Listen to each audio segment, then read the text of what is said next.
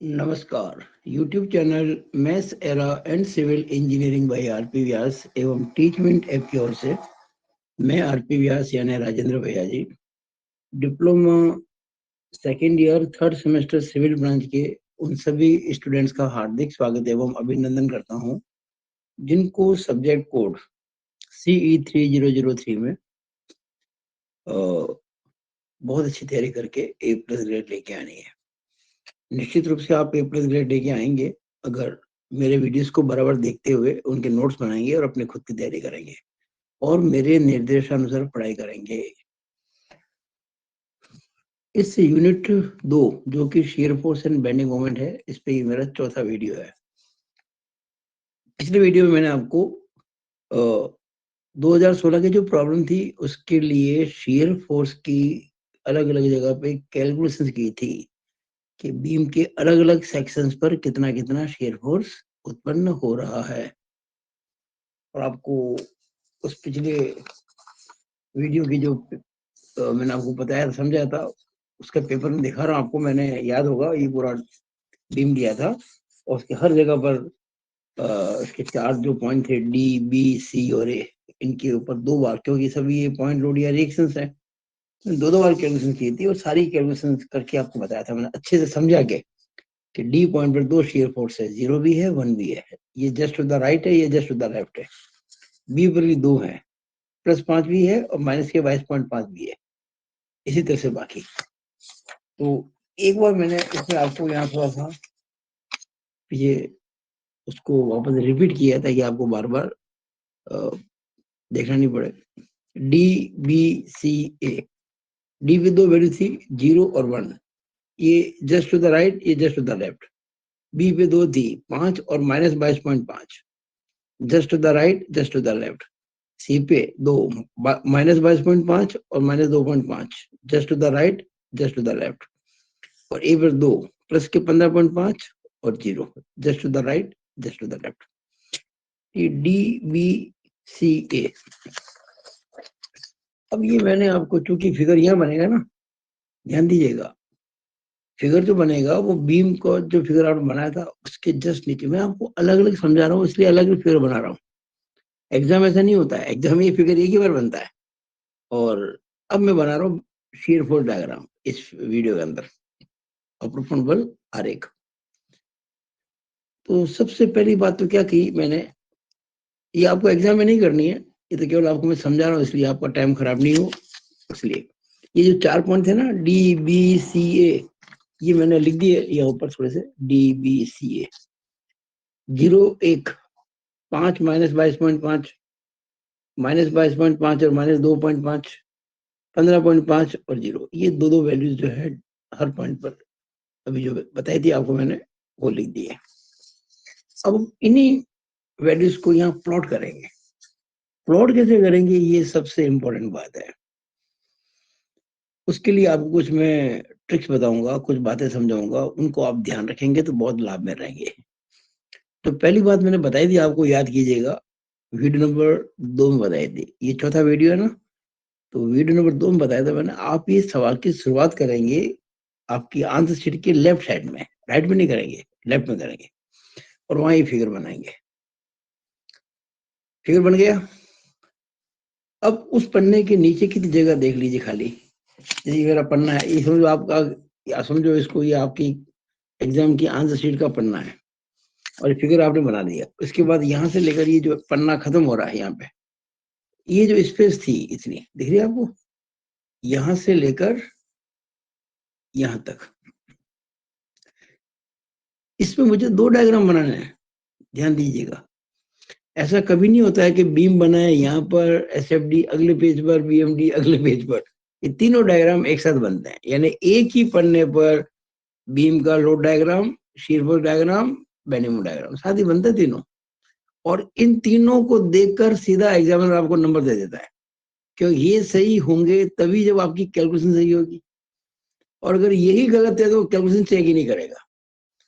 तो ये अच्छे से आपको समझना पड़ेगा मैं कैसे बना रहा हूँ, ताकि आपको कभी तकलीफ ना हो बाद में। हम आप देख, आपको पता होना चाहिए कि जितनी जगह होती है ना उसमें आपको रहने की प्रैक्टिस होनी चाहिए। आपके पास जगह तो है कम और पाँव फैला लेंगे बड़े ज्यादा, तो कैसे आप उसको, एक कहावत है, जितनी बड़ी चादर उतने पैर पसारी है, एक कहावत है ना, ये सुनी होगी आपने।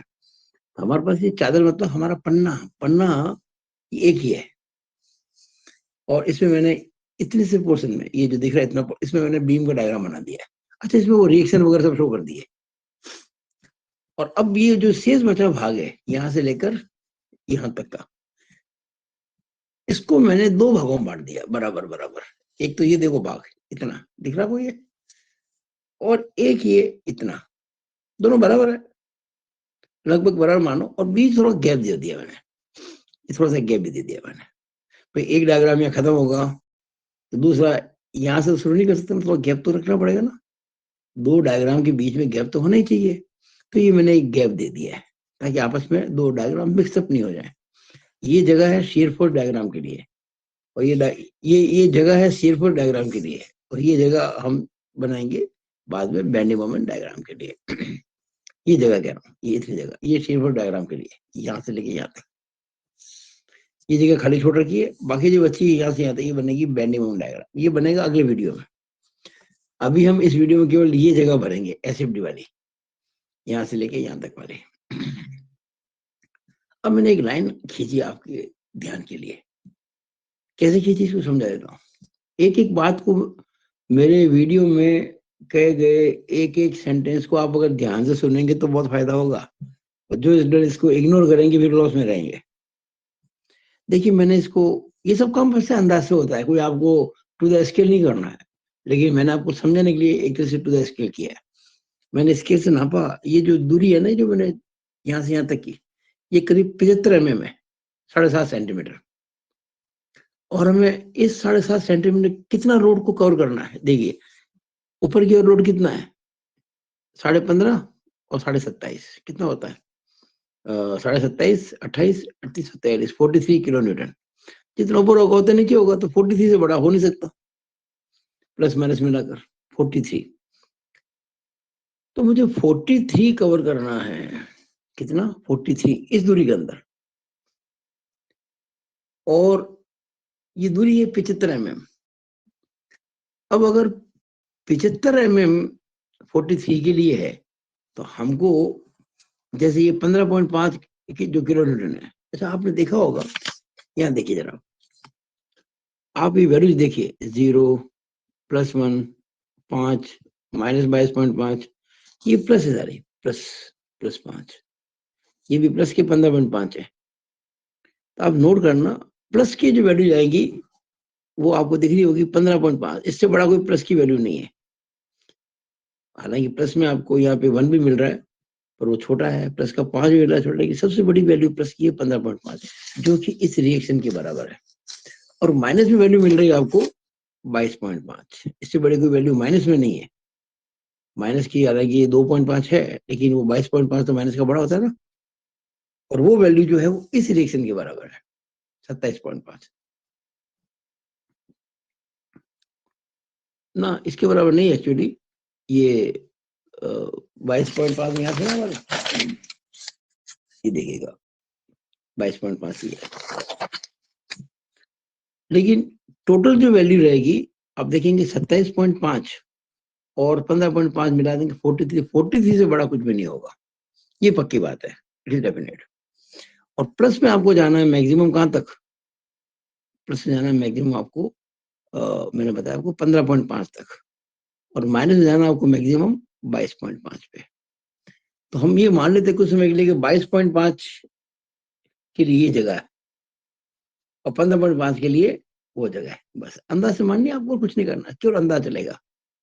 मतलब प्लस में तो जगह है आपके लिए कम, क्योंकि 15.5 छोटा होता है ना, और माइनस की जगह चाहिए आपको बड़ी 22.5।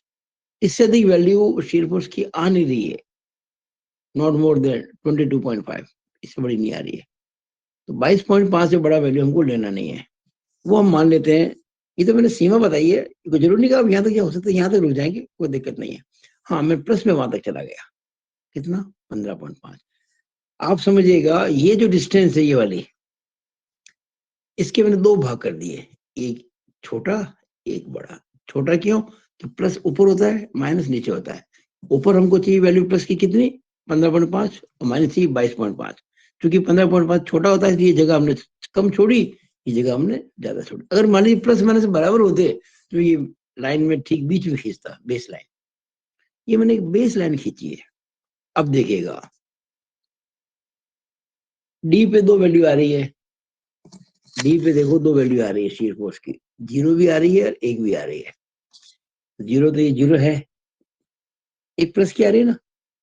अब अगर ये 15.5 है तो एक एक तो बहुत छोटा होता है, तो अगर इसको आप 15 कहते हैं तो ये कितना हो जाएगा, आधा, 7.5, यानी 108 मान लो चाहो तो ये 4 हो जाएगा, ये 2 एक तो यहाँ करेगा। ये सब अंदाज से करना, आपको ज्यादा चिंता आपको करनी नहीं है। ये एक हो गया प्लस का। अभी हम केवल पॉइंट्स मार्क कर रहे हैं और कुछ नहीं कर रहे हैं, हम सिवाय पॉइंट मार्किंग के कुछ भी नहीं कर रहे हैं। फिर मैं प्लॉट करूंगा, और ये हमने एक जो है खींचनी पड़ेगी आपको, प्रोजेक्शन लेने पड़ेंगे सर ये। अब आप आ जाइए बी पे, आ जाइए। देखिए डी पे दोनों मान हमने लिख दिए, 0 और 1, 0 दिए 0 है और 1 ही 1 है ये।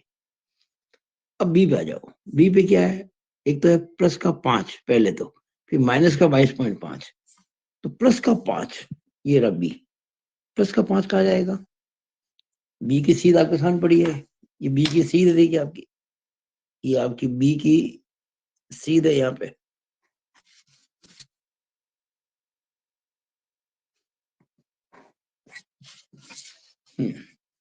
आपको यहाँ पे जाना है कितना, प्लस का 5। अगर आपने इस दूरी को कहा है कितना, 15.5, तो 15.5 का 5 कितना, करीब 1/3 होता है लगभग। तो आप इस दूरी का लगभग 1/3, ये यहाँ तक हो गया हमारे, ये चलो ये हो गया लगभग। अगर इसको आपने 15 कहा तो ये 10 यहाँ हो जाएगा, 5 ये हो जाएगा। ध्यान रखना, अभी हम केवल जस्ट मार्किंग कर रहे हैं, रेखा नहीं खींच रहे हैं, बिंदु प्लॉट कर रहे हैं। ये 0 1 प्लस 5। अब बी पर एक पॉइंट और आ रहा, देखिए आप, माइनस का 22.5, और माइनस का इसी पॉइंट पर, ध्यान रखना वही बी पॉइंट ही है, सेम बी पॉइंट ही है, 5 भी बी पर है, माइनस के 22.5 भी बी पर ही है। और अगर 22.5 की बात करेंगे तो ठेठ नीचे चला जाएगा, थोड़ा सा हमने एक्चुअली यहाँ तक खींचा था, लेकिन थोड़ा ऊपर रहेंगे क्योंकि मैंने थोड़ा ज्यादा ले लिया था इसको। चलो ये 22.5 हो गया, ये आपका 22.5 हो गया।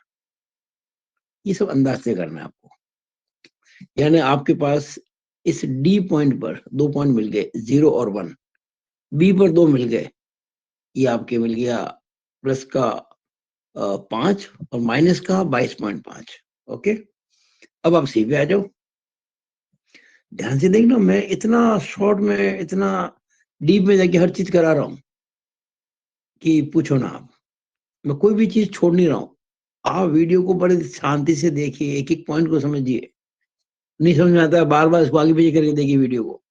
ए पे दो वैल्यू आ गई थी, डी पे दो वैल्यू आ गई, बी पे दो आ गई। अब सी पे, सी पे पहली वैल्यू कितनी है, पहली वैल्यू सी पर -22.5 ही है, यानी ये जो वैल्यू थी ना 22.5 उतनी ही है ये, मतलब इसकी सीध आ जाएगी बिल्कुल, ये कोई चेंज नहीं होगा, ये बिल्कुल वही वैल्यू है। यानी जितना यहाँ से ये नीचे आया था उतने यहाँ से रहेगा नीचे।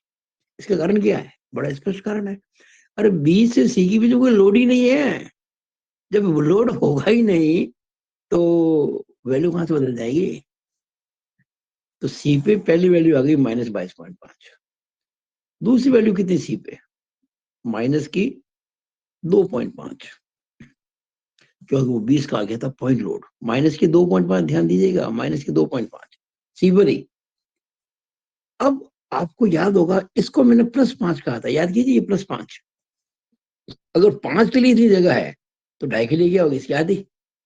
देखिए ये हमारी बेस लाइन है, इसको मत भूलना, ये हमारी बेस लाइन है, इसके ऊपर प्लस इसके नीचे माइनस, हमको जाना माइनस का 2.5। अगर 5 के लिए ये था, +5 के लिए ऊपर था, तो -2.5 के लिए इस दूरी का लगभग आधा, ये हो गया लगभग आधा, समझिए ना आप। ये देखिए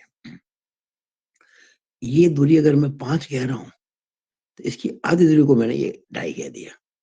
हमने सी पर भी दोनों वैल्यू पॉइंट कर ली, सी पर भी दोनों मान कौन कौन से थे, माइनस के 22.5 और माइनस के 2.5, माइनस के 22.5 माइनस के 2.5। अब आप ए पे आ जाओ, ए पे पहली वैल्यू कितनी है, प्लस की 15.5, ए पे वैल्यू है पहली प्लस की 15.5 और 15.5 मैंने पूरी ये मान रखी थी, तो बस आप आ जाओ यहाँ पे, चलो ये 15.5 हो गए, ये 15.5 हो गया ए के ऊपर। अगर ये 15.5 है, अगली कौन सी है, जीरो, जीरो तो भाई यही होता है, ये बेस लाइन है ना, जीरो हो गए। तो यहाँ देखिए हमने हर जगह 2 पॉइंट मार्क कर दिए, 1 पॉइंट 2 पॉइंट, यहाँ पर भी 1 पॉइंट 1 पॉइंट 2 पॉइंट, ये भी हाँ 22, अगर ये 1 पॉइंट 2 पॉइंट, इस पे 1 पॉइंट 2 पॉइंट, इस पे 1 पॉइंट 2 पॉइंट, बस अब इनको मिलाना है। अब इनको आपस में मिलाना है, मिलाना कैसे है ये भी एक सोचने की बात है, तो मैं आपको थोड़ा सा पीछे वापस ले आता हूँ, कुछ बातें समझाता हूँ, कुछ पॉइंट नोट कीजिएगा। There will be there will be a vertical line at places of point load और reactions,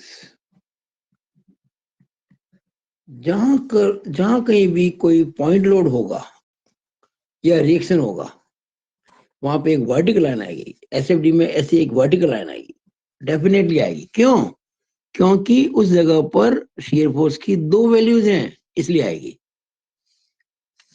इस बात को ध्यान में रखकर आपको शुरुआत हम कर देते हैं। देखिए डी पर ये 2 पॉइंट थे हमारे, 0 और 1, तो इन दोनों को हमने एक वर्टिकल लाइन से जोड़ दिया, ये देखिए सर जोड़ दिया ना, ये लो खत्म हो गया। बी पर भी 2 पॉइंट थे, प्लस के 5 और माइनस के 22.5, तो इनको भी मैं वर्टिकल लाइन से जोड़ देता हूँ, +5, क्योंकि जहां पॉइंट लोड है या जहां रिएक्शन है वहां वर्टिकल लाइन आएगी आएगी। सी पर 2 वैल्यूज थी, दोनों माइनस की थी, इनको भी मैं जोड़ देता हूँ।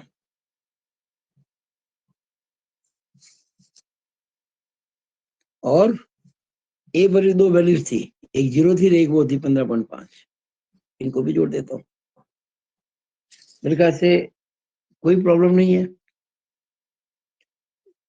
जहां पर भी पॉइंट लोड होता है या जहां पर भी रिएक्शंस होती हैं, वहां पर 2 पॉइंट आते हैं एक ही सेक्शन पर और एक ही वर्टिकल लाइन पे आते हैं, इसका मतलब वहां एक वर्टिकल लाइन जरूर होगी। अब देखिए एक खास बात, ये पहला पॉइंट, अगला point, if there is no any load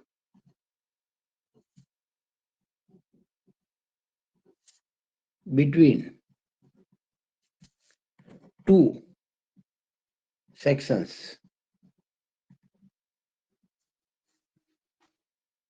a horizontal line will be there, a horizontal line will be there. If there is no any load between 2 sections, a horizontal line will be there. यानी 2 खंडों के बीच में, 2 बिंदुओं के बीच में कोई load ही नहीं है, ना पॉइंट लोड ना कुछ भी नहीं है, तो उन 2 पॉइंट बीच में डेफिनेटली एक हॉरिजॉन्टल लाइन आएगी, क्योंकि शेयर फोर्स चेंज ही नहीं हो रहा है। अब देखिए आप अगर इसको ध्यान से देखिए पूरे डायग्राम को, हर जगह लोड लगा हुआ है, लगा ना, या सब जगह, लेकिन ये ऐसा हिस्सा है सी से बी के बीच में या कोई लोड नहीं है, no any load, no any load, तो डेफिनेटली यहाँ पे एक आएगी हॉरिजॉन्टल लाइन, हॉरिजॉन्टल लाइन आएगी सी और बी के बीच में।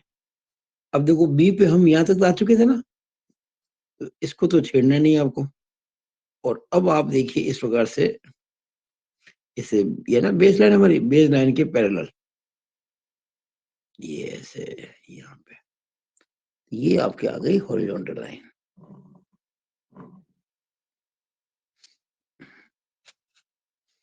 ठीक है, ये आपके आ गई हॉरिजॉन्टल लाइन।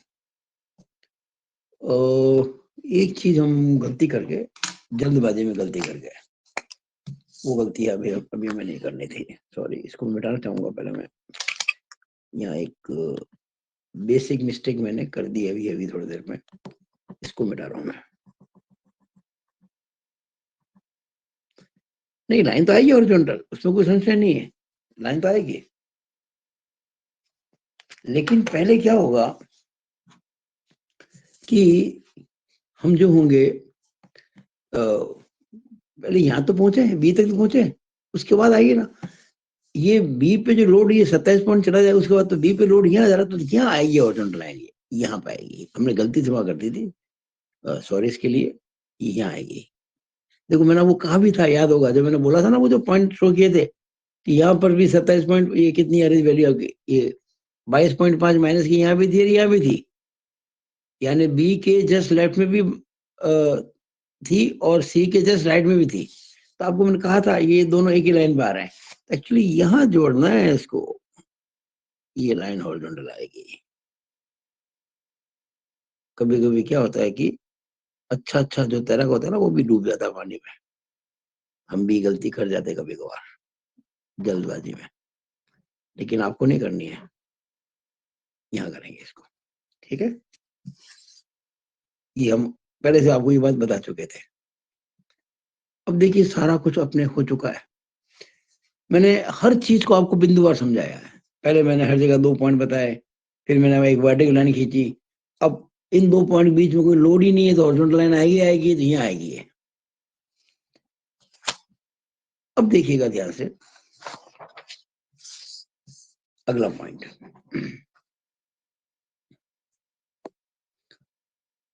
इन यूडीएल पोर्शन, जिस पोर्शन में यूडीएल है, an inclined line will be there, an inclined line, तिरछी line, inclined line will be there। UDL के पोर्शन में आएगी तिरछी रेखा आएगी। अच्छा क्यों आएगी, आप समझ लीजिए, बड़ा आसान सी चीज है ये, समझाता हूं आपको मैं। जैसे ये कोई बीम है और ये कोई मान लीजिए, कुछ समय के लिए मान लेता हूं मैं, ये 10 किलो न्यूटन पर मीटर है, और ये मान लीजिए कोई रिएक्शन है, मान लीजिए इसको चलो इस बीम को मान लेते हैं 5 मीटर लंबा, मान लेते हैं 5 मीटर, कुल कितना हो गया, 10 × 5 50, पूरी लंबाई पे लगे तो ये 25 की हो जाएगी रिएक्शन। मान लीजिए मुझे यहाँ पे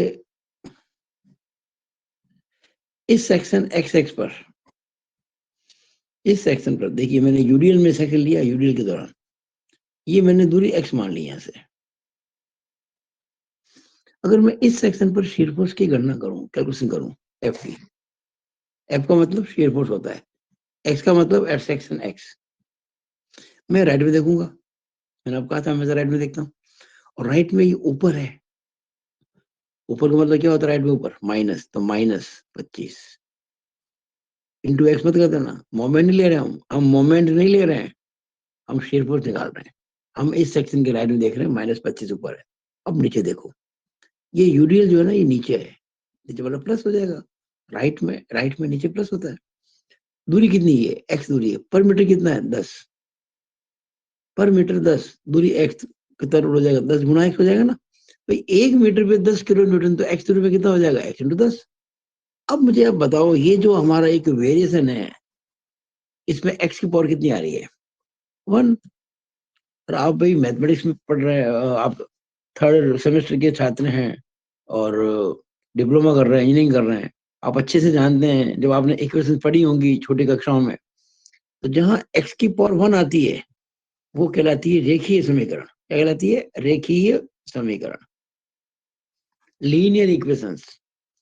और किसी रेखिक समीकरण का जब आप प्लॉट खींचेंगे, ग्राफ बनाएंगे, स्ट्रेट लाइन आती है, कभी कर्व नहीं आता है। कर्व कब आता है? जब x की पावर 2 हो जाए, 3 हो जाए, 4 हो जाए, तो कर्व आता है। लेकिन जब पावर 1 होती है तो कैसा आता है? रेखिक आता है, स्ट्रेट लाइन। तो आप ये बात ध्यान रखना, इन यूडियल पोर्शन, जिस पोर्शन में यूनिफॉर्मली डिस्ट्रीब्यूटेड लोड है, हमेशा एक इंक्लाइन लाइन आएगी, तिरछी लाइन आएगी, and incline line will be there. अब देखो, मुझे बताओ, क्या बी से डी से बी तक यूडियल नहीं लग रहा है? क्या लग रहा है? इसका मतलब डी पे और बी के बीच में एक तिरछी लाइन आएगी, 100% एक तिरछी लाइन आएगी। अब आप क्या करेंगे? ऐसे देखिएगा, ध्यान से देखना इस चीज को। अब सीधे आप यू में चले जाना कहीं, आप ध्यान दीजिएगा। पहले अब देखिए एक ही चीज को, पहले आपने क्या किया था? 0 से 1 गया था ना, तो 0 से 1 गए, फिर 1 से कहा जा रहे हैं? 5 पर। तो जब 1 से जब 5 पे जाएंगे, यहाँ पे ये तिरछी लाइन आएगी ऐसे।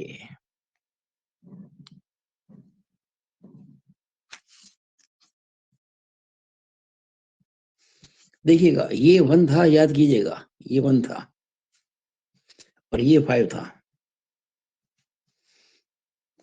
तो और ये 0 है। आप 0 से 1 गए पहले, फिर 1 से 5 गए, बी पे आ गए, फिर बी पे सीधा -22.5 आ गए। तो ये 22.5 माइनस का है। यहाँ माइनस लिखना मत, क्यों आप लाइन के नीचे आ रहे हैं ना, तो अपना माइनस ही हो गया। फिर देखिएगा 22.5 से आगे गए तो 22.5 ही रहा थी, 22.5 यहाँ भी लिख दिया हमने, लिख दिया। फिर आप देखेंगे कि 22.5 से माइनस का 2.5, यहाँ आ गया 2.5, ये रहा 2.5 आपका, यहाँ तक आ गए। अब जाएंगे 15.5, अब यहां से जाएंगे सीधे 15.5, ये वाला पॉइंट 15.5, यहाँ जाएंगे, ये पॉइंट 15.5 वाला। थोड़ा सा इसको क्या करते हैं कि पास पास, ये दोनों पास पास आ गए ना, मेरा ना ठीक रहेगा, अच्छा नहीं लगता है। ये दोनों डाटा एकदम पास पास आ गए, थोड़ा गैप रखना जरूरी होता है अच्छे फिगर के लिए।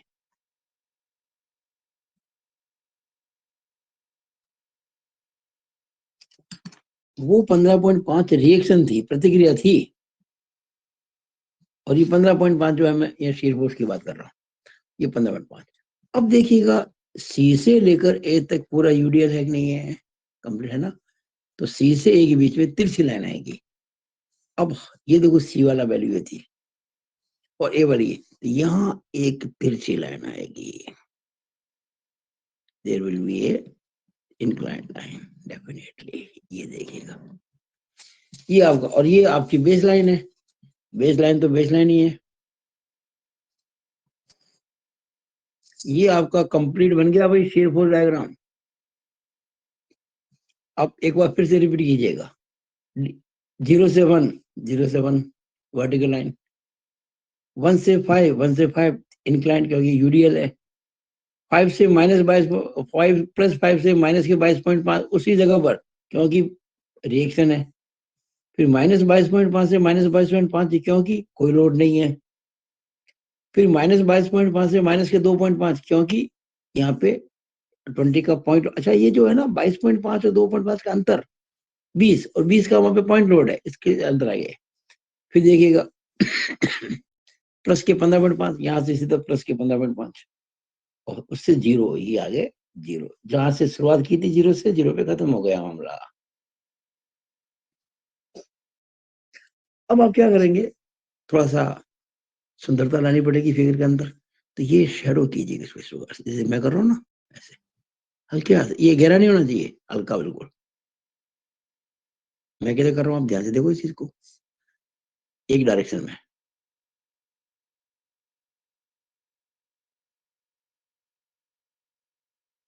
अच्छा, प्लस वाले ऊपर है ना, ऊपर, ये भी प्लस वाला ही मामला है। ये पूरा मामला प्लस का है, और ये माइनस का है, तो ऐसे बना देंगे आप।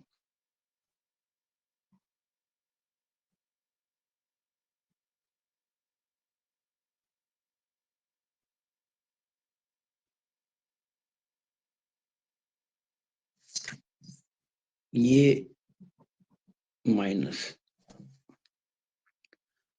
अब आप क्या करें कि चेक करें कि कहीं कोई ऐसा पॉइंट तो नहीं आ रहा जहां ये शेयर फोर्स डायग्राम अपना साइन चेंज कर रहा हो। ऐसे दो पॉइंट आ रहे हैं भाई।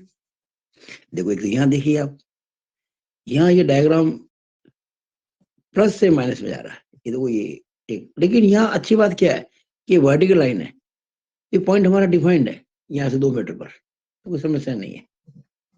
एक यहाँ पे तो कोई साइन चेंज हो रहा है, ये माइनस है ना, ये प्लस है, तो यहाँ इस जगह साइन चेंज हो रहा है। लेकिन ये पॉइंट बड़ा इंटरेस्टिंग है, यहाँ पे वैसा ये पॉइंट मेन पॉइंट नहीं है, ये पॉइंट में पता ही नहीं कहाँ पर है।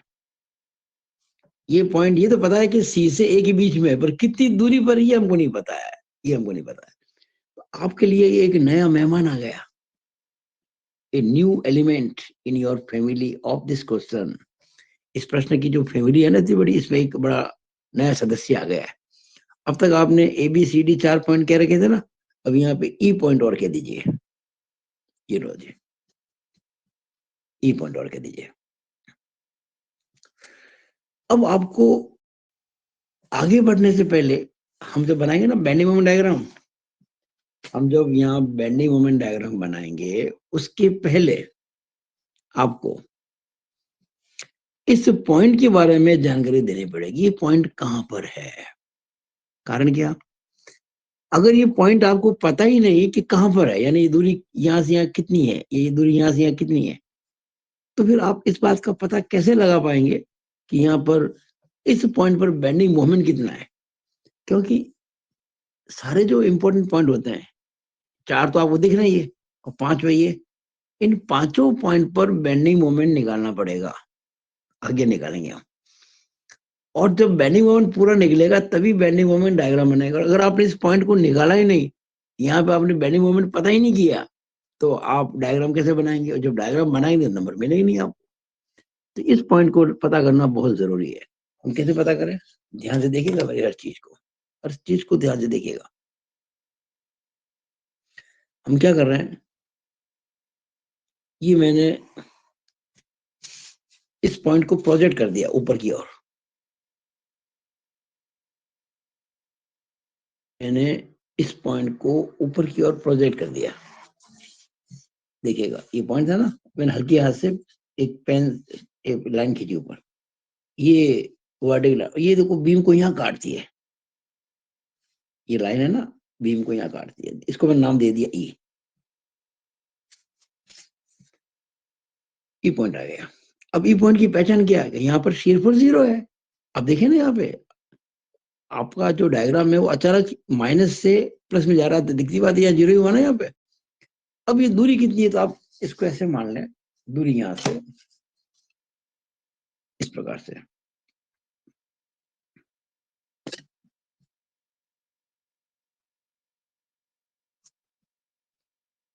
इस दूरी को x मान लें, ये दूरी आप मान लें यहाँ से x, और x कितना आएगा हम ज्ञात कर लेंगे अभी थोड़ी देर में, कोई दिक्कत नहीं आएगी। x को हमें पता करना पड़ेगा, x की वैल्यू क्या आएगी। अब x पता करने के लिए क्या करेंगे, बहुत से तरीके पता करने के, अभी हम थोड़ा सा इसी जगह में कर लेते हैं। क्या देखिएगा, कैलकुलेशंस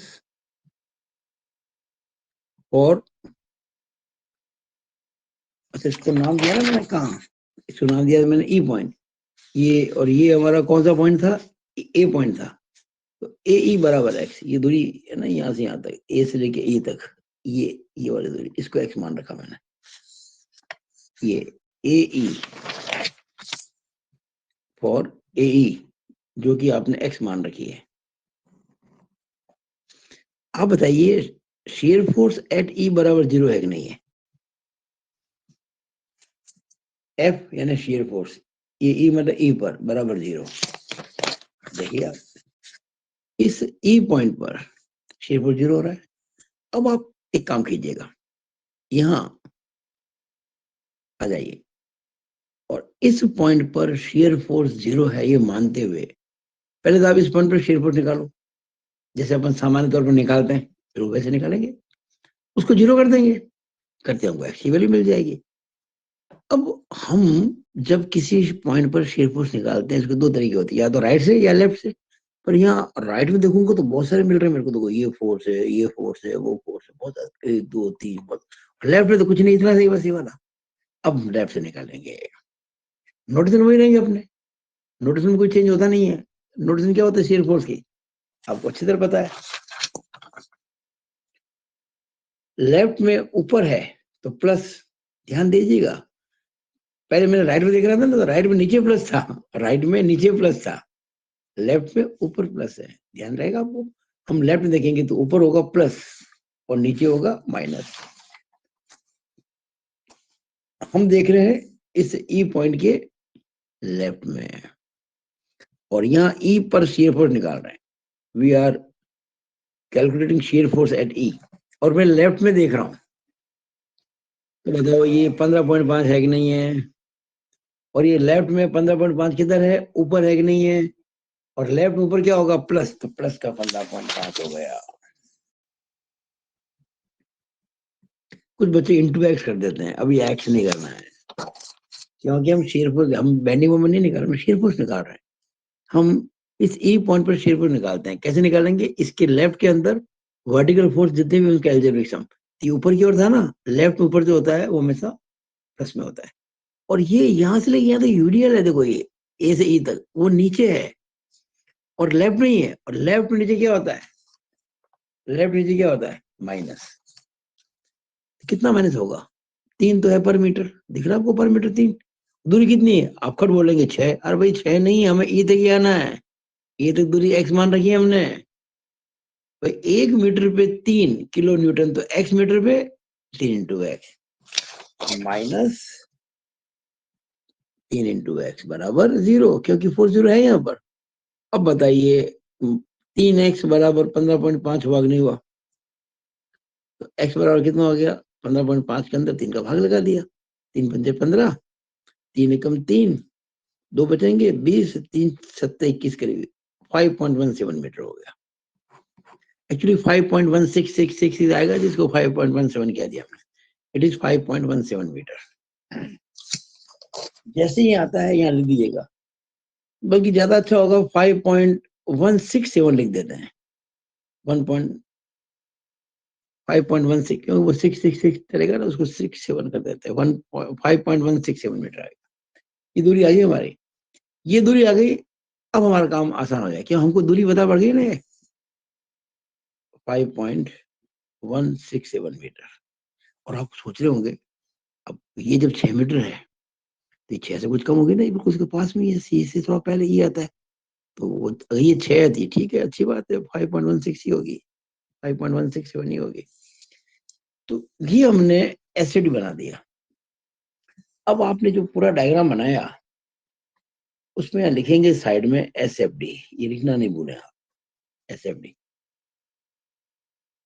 और एक बात ब्रैकेट में लिखे, मैंने यहाँ कहीं लिखा कि किलो न्यूटन, नहीं लिखा, मैंने लिखा केवल 15.5, 5, 2.5 ऐसा। तो यहाँ लिखेंगे ब्रैकेट में shear force in kilo Newton. जैसे आपने लिखा shear force in kilo Newton, अब आपको बार बार हर जगह पे के एन के एन के एन के एन लिखने की जरूरत नहीं है।